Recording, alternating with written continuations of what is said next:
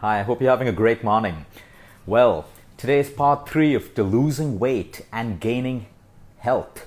It's not just about losing weight, because when people start to lose weight, they also lose most of their health. Their hair, their skin, everything changes. They get injured in the process of losing weight because they have the wrong nutrition, they have the wrong kind of exercising, no recovery, no stretching. Well, today it's time to recap what the first three goals were. The first part of the series was setting your goal, then setting the right intention, backing your goal with the right intention so you even know what you're waking up to do every single day. Your whole idea behind getting a fit body by gaining your health, by preventing disease. Well, today, and the third one was chewing, and I think that worked perfectly for people. We've had hundreds of people mailing in telling us how the benefit of chewing their food has helped. And I think if I take out the top three, it is obviously you're eating less when you chew your food. You don't end up overeating. And we know that most people struggle to lose weight because they overeat food. So one of the benefits of chewing that people have already realized is, number one, they eat less. Number two, they're feeling less acidic, and a lot of people who bloat up after their meals are reporting that bloating, indigestion, and acidity has gotten lesser, and for some people it's disappeared when they chew their food. There's a lot of magic. You see, the human body was designed with intelligence and brilliance. It's just unfortunate that human beings think we're more arrogant and we're more superior than the intelligence of the human body, and that we can use technology and chemicals to get better all the time. True, it has its place. It has its place in making us better and making us live longer, but we cannot overlook the intelligence and brilliance of the human body. Well, today, the new lifestyle challenge and change that we're going to work on making over the next couple of days. The way you start your morning is extremely important. When you get out of bed, if you get out angry, if you get out, irritated, that's exactly how your day is going to turn out to be. The same thing depends on how you start your day with what you put into your system when you wake up in the morning. Now, we need to understand one way to change your weight and change your health is to get out of this herd mentality. We constantly compare ourselves with people. We're looking to see what the West is doing. We're looking to see what people in the gym on the side of us are doing. We're constantly reading the media and seeing what people with the fittest bodies are doing, and we try to copy that. You need to understand that your body's different.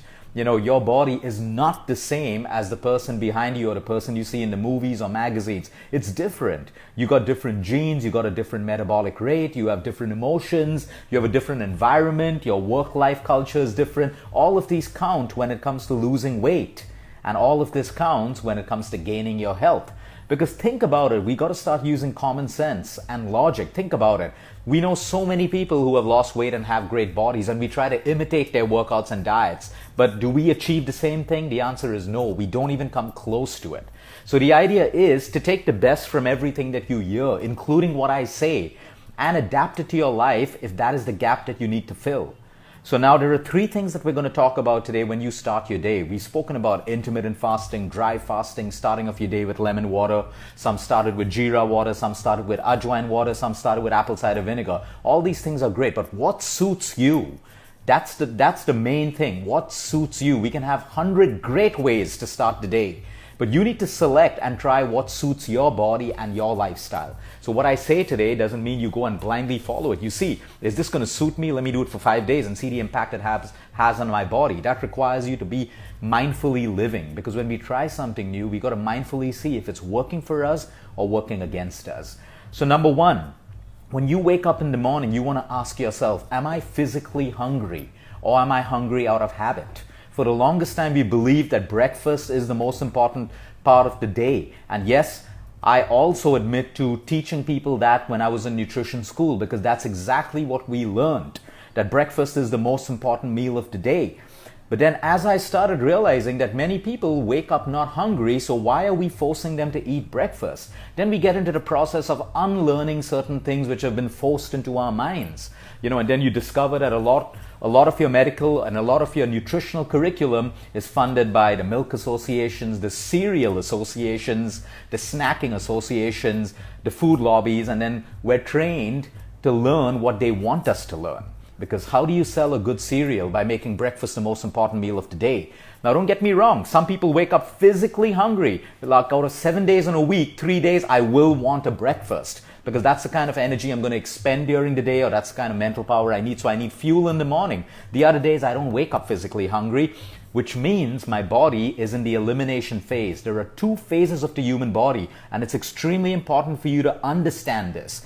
There is an elimination phase and there is a building phase. Sometimes when you wake up in the morning, and observe children as well, if they're not hungry, if you're not physically hungry, your body is still in the elimination phase, which means it's still detoxifying. That's the worst time to put food into your system. That's the worst time to eat, when your body is in elimination mode.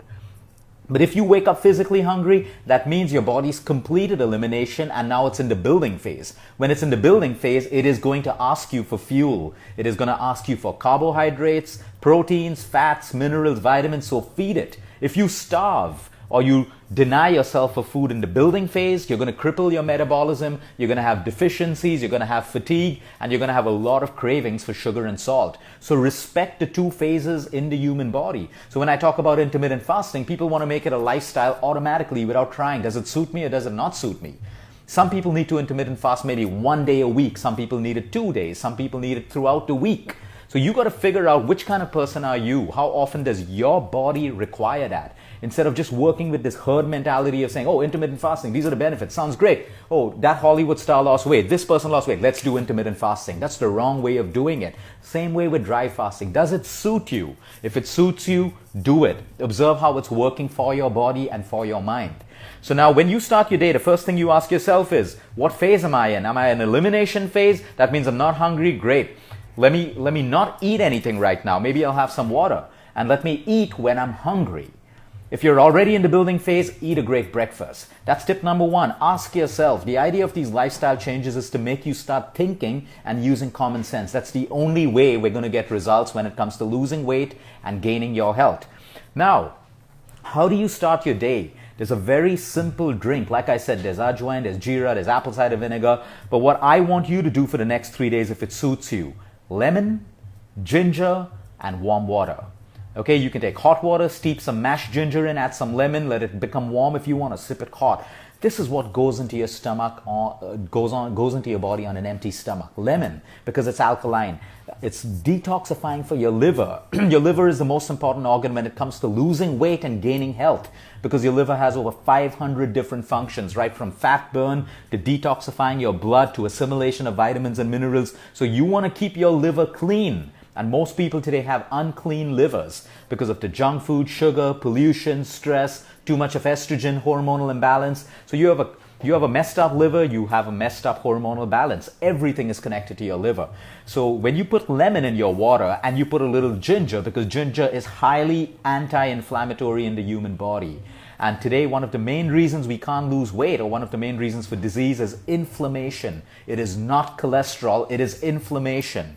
Inflammation is the root cause of most problems in the human body, including the inability to lose weight. You have inflammation, you have acidity. You cannot lose weight when the body is acidic. You will struggle.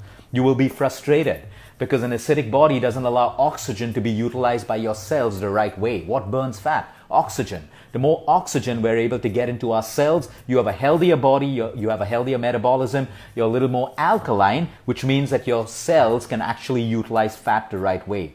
So lemon and ginger in hot water. Now, if lemon doesn't suit you, don't do lemon. You can just do plain ginger infused in hot water.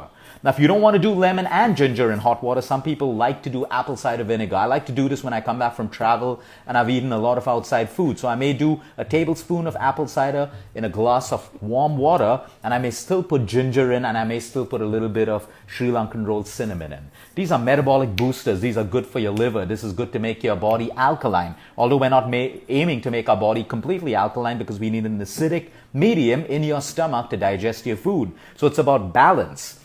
So over the next 3 to 5 days, you're going to try starting your day off this way. Number one, asking yourself, am I physically hungry? If yes, eat. If no, do not eat. Wait until noon. Wait until lunch. Have a fruit if you get hungry. But respect the cycle of your body. That's when you're aligning your body with nature. The second thing is hot water, lemon, and ginger. This is one of the most detoxifying drinks when it comes to losing weight, cleaning your body. We're not just trying to lose weight. We're trying to enhance our health as well. So everything that you do to help your body clean out toxins is good for your weight and good for your health. And the third thing is putting these things together. It could be apple cider vinegar, it could be water, but I would like you to try water, and I would like you to try ginger and lemon together. So try this out. Have a great day, everyone. Until next time, eat smart, move more, sleep right, and breathe deep. And remember, as we're building healthy lifestyles, you want to combine everything. You want to keep reminding yourself of your goal and intention. You want to keep on working on your chewing, and you want to try the new challenge starting tomorrow morning. Have a great day, everyone.